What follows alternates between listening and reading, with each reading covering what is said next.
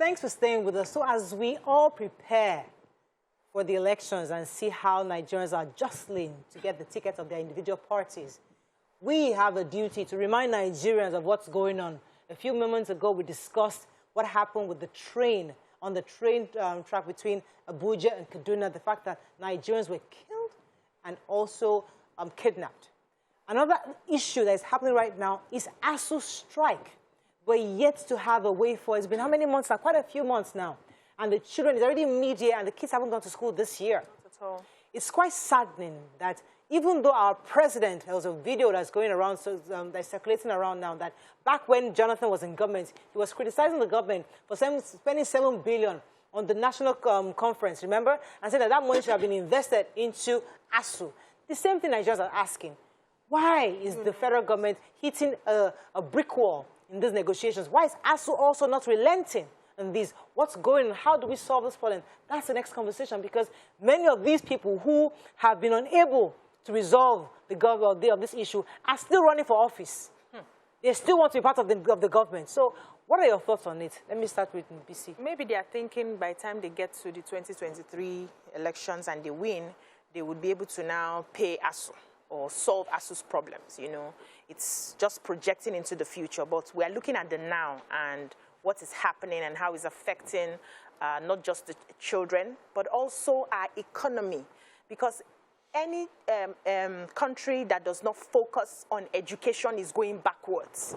We have had over the years where there's this plan to put a certain % of the budget, the federal allocation budget, on education. We are not even meeting close to what has been recommended by international bodies. We see countries that are doing so well in education, putting certain percentages to fund education. Quality education is expensive. We can't keep, you know, lying to ourselves and getting everything for quality education. The government needs to do more. We don't see that, and we are projecting into the future, which is 2023. God will help us all. But the problem now that I see is this lack of one person or one party trying to step down or, you know, reason with another is what I don't understand. It's been a back and forth, back and forth. They will talk about the payment platform. We want IPPIS. We want UTAS. The ASUU is insisting that is UTAS platform that they want to use. The federal government is saying, we have tried this. We have done different tests, vulnerability tests, and yet this cannot meet up to standard. And this party is insisting. They've talked about money. The federal government will come out, according to the Minister of Employment and Labour, will come out and tell us that they have paid so and so billion for revitalization, and yet ASUU will say we have not received anything. So I don't know who is lying to who. I don't know who is planning to step down. Now the minister, according to the papers today, said his job is not to be the one to enforce the agreement. His job is to bring the parties together as a conciliator. And so after that, there's nothing he can do but to present what they have proposed.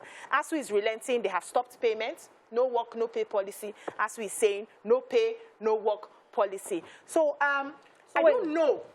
My point is, I do not know how we can tell ourselves the truth. Why are we in this matter? Okay, so because both parties are denying their agreements. Okay, so they are both parties. Yes. But one is a boss and one is not, right? Yes. So, you know when you have a marriage, you say both husband and wife are fighting. They are constantly at loggerheads. At some point, when you keep hitting that brick wall, somebody has to step down. Yes. So they'll say, oh, because he's the head of the family, just you as the wife step down. Sometimes, oh, because she's your wife, she's the weaker vessel in quotes, step down for. Somebody must step down for one of the, either the husband stepping down for the wife or the wife stepping down.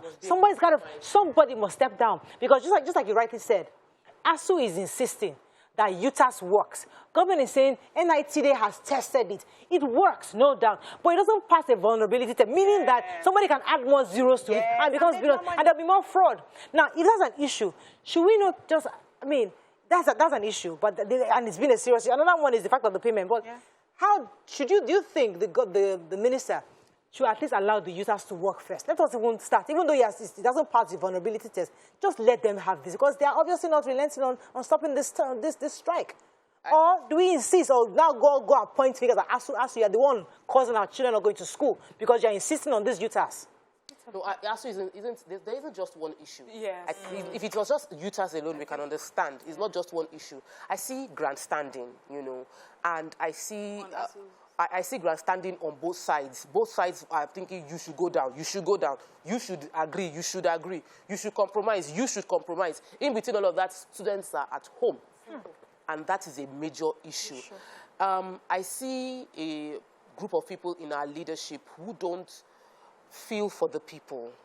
You know, it still goes back to it. It's about empathy. You don't feel for the people. You don't understand. You're not wearing the shoes of people. You're not even thinking you're not trying to even imagine yourself. So most of our leaders, let me not say all of our leaders, most of our leaders don't have children in public universities. With that in mind, you cannot understand what people are going through right now. Number one. Number two, most of our leaders don't understand the economic implication of all the issues of moving children abroad and putting them in private university. Because if they do, they would realize that we are on a journey that would not in any way profit this country. If you don't take education seriously, they are being educated by what you don't want, and they will become the crime that you're seeing right now. So our leaders don't care about our educational sector.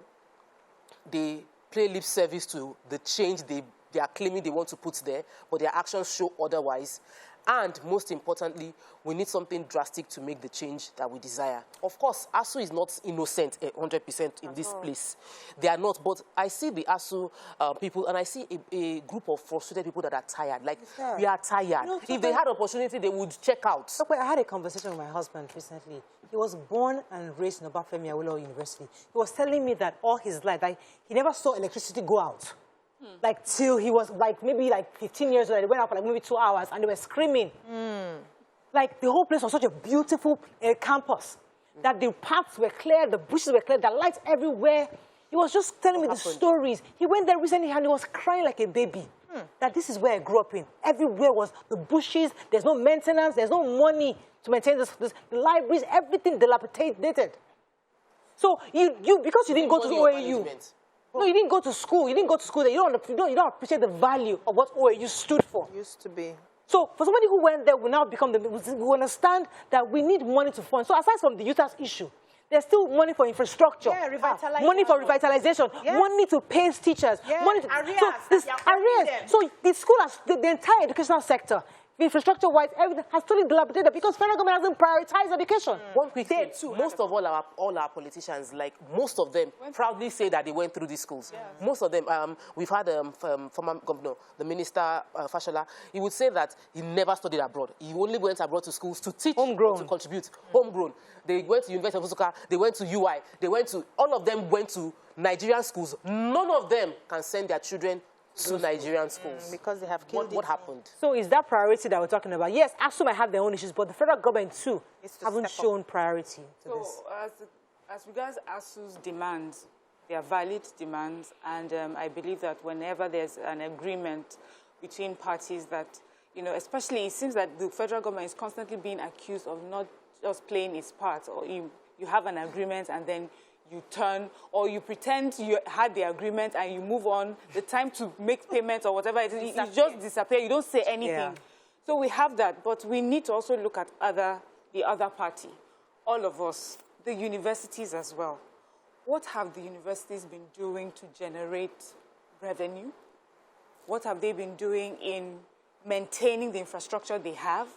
What sort of, when monies are being sent to universities for infrastructure, because we know of issues like that, is the amount of money sent, is it used in the university for research, for maintaining infrastructure, for developing, you know, our courses and things like that? Have we been playing our own part too, apart from government's inefficiencies?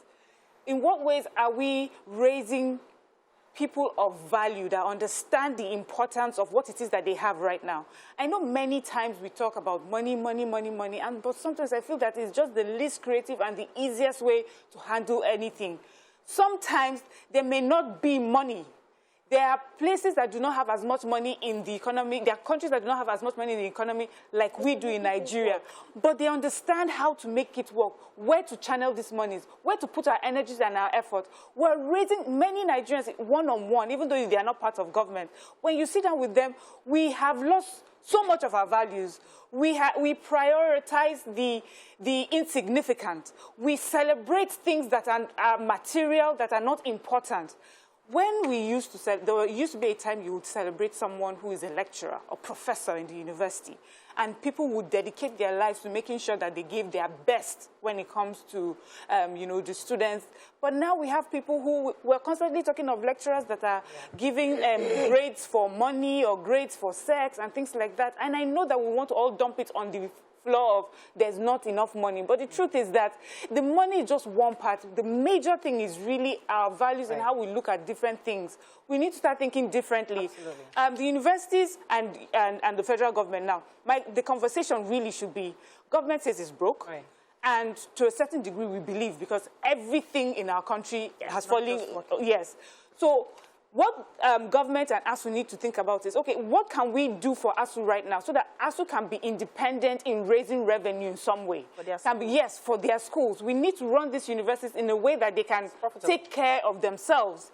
Because this conversation will not end with this current administration. It's a conversation that will continue unless we look for different ways to sort this out. We have to end this conversation because, I mean, it's an ongoing discussion. We can't end it now. But one of the reasons why we're raising this issue is to remind Nigerians that 2023 is coming up.